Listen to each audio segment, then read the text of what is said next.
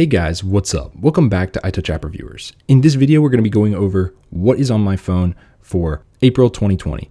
And I have completely redesigned my phone, the home screen and everything. So I'm pretty excited to show you guys what I've done. I haven't changed this thing up in like 10 years probably. You guys can go through my videos.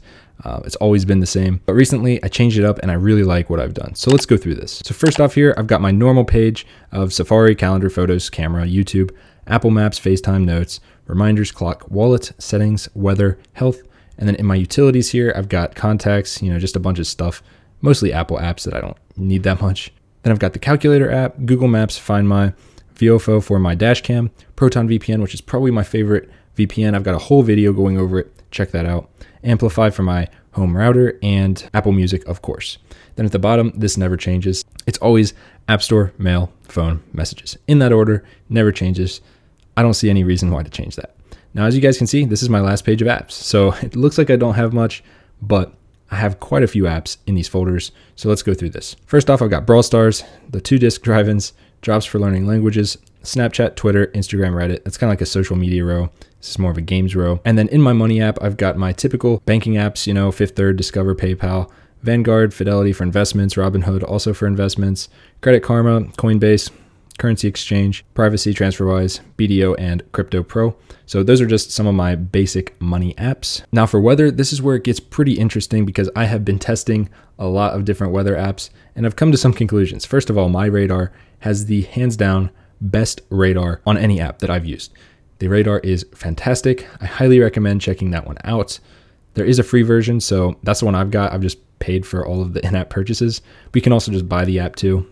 They have many different options. Next up is Weatherline, which I really don't like their scheme. And I also don't recommend you buy it because they use info from Dark Sky, which their API is not going to be used anymore. But anyways, it's a decent app, but their developer, I literally emailed him like 2 or 3 times and he never replied. So I don't recommend giving them any money. I gave them $10 for a year just to try it out, but I will not be resubscribing. Next up is Windy. This is a completely free weather app. Highly recommend it. It's got a lot of information, like a lot. AccuWeather, I've done videos on them in the past saying how I don't like them, but they've updated their app a bit and it's a lot better now. Storm Shield is good if they're in your local area, like Channel 9 in my area. They use Storm Shield, so cool to have. Dark Sky, of course you got to have that because Apple just bought them, so why not? Quake Feed for earthquakes, Air Visual to see the air quality in your area, and then some Tides apps and highway weather. Next up is shopping. So this one is pretty interesting. Not really, just some basic apps. Amazon, Lazada, Zalora, AliExpress, StockX, Starbucks, Fuel Rewards for Shell, eBay, tracking package. This is the best package tracker app out there. That's hard to say. It's a mouthful. My Package, very good and free. And then Zillow for buying houses. Now my social folder, I got Discord, Facebook Messenger, Facebook, Signal, Between, LinkedIn, Twitch, TextNow, Proton Mail, which I highly recommend, Gmail, which I do not recommend, and Bitmoji. Next up here, we've got the utilities. So these I use pretty often. 1Password, MyFitnessPal, YouTube Studio for replying to all you guys' comments. I try to reply to everyone, especially if you reply within the first hour or 2 of the video going up.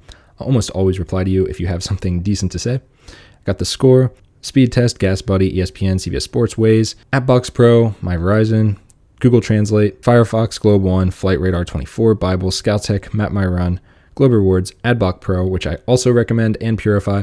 Both of those are great for blocking ads in Safari. Eve, Lametric Time, and iDevices. That's like my smart row of smart devices.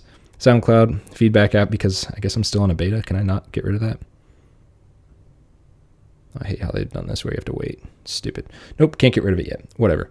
En Route and Filmic Pro, which I'm actually using to record on my other iPhone, which is recording this video right now. Think Dirty, which is good for figuring out which products in your house are actually not good for you. And then Aware Home for my Aware. Did a review on that before. If you want to check your in-home air quality, go check that review out. Lastly, my games folder. I don't use these a whole lot, but I've got Mobile Legends, Plague, Inc., Growl, Real Car Parking 2, Pocket Camp, which is Animal Crossing, of course, and BTD Battles, which is, of course, Balloons. Whew, wow, that was a lot to talk about. Hopefully, I condensed this video into a short enough video that I kept your guys' attention. I don't like those videos that draw out for 20 minutes to show people what's on their phone. I just want to show you guys real quick what's on my phone. So that's it. That's all that's there. No case, no nothing. I like my phone naked.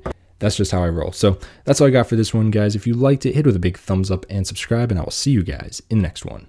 Peace.